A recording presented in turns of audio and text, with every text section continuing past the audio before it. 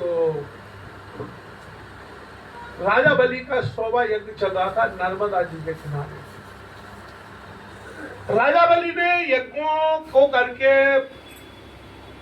भोलेनाथ का इष्ट था, उनको भोलेनाथ का ध्यान करते थे और अनंत शक्तियां उन्हें प्राप्त करनी थी, और शक्तियां प्राप्त करके और इंद्र को भी परास्त कर दिया था युद्ध में, स्वर्ग पर राज्य कर लिया। इंद्र कश्यप ऋषि की 13 जो पत्नियां हैं उसमें से दिति नाम की जो पत्नी है उससे सारे देवता उत्पन्न हुए हैं।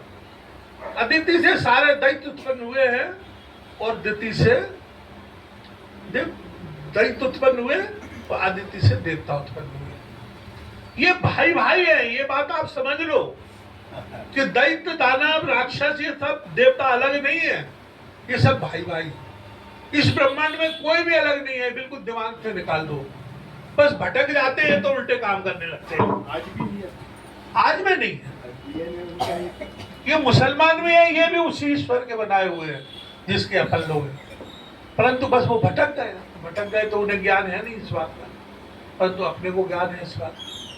भगवान दो नहीं है, एक ही भगवान है, एक नहीं पूरे ब्रह्मांड को बनाया है। एको ब्रह्म द्वितीयो नास्ति सर्वम खल्विदम ब्रह्मणे नानास्ति किंचन एको हम बहुशा।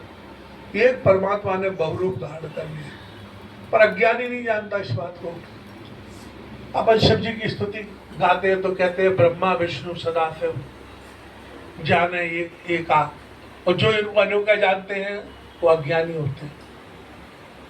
तो ये पक्का निश्चय कर लेना है कि एक ही परमात्मा है और हम सब एक ही परमात्मा की संतान है और कोई दूसरा नहीं। तो राजा बलि प्रहलाद के वंशज यानी दिति के वंशज, कश्यप ऋषि के वंशज, परंतु इंद्र में उनमें दुश्मनी हो गई, जबकि दोनों भाई भाई मासी के लड़के, सगी बहने, दक्ष प्रजापति की बेटियां। अब उन्होंने इंद्र को मार काट के भगा दिया और स्वर्ग पर राज्य कर लिया, पूरे त्रिलोकी पर राज्य कर लिया। आकाश पाताल और पृथ्वी सब पे राजा बलि का राज हो गया। इंद्र रोते रोते अपनी माँ के पास पहुंचे, दिति के पास।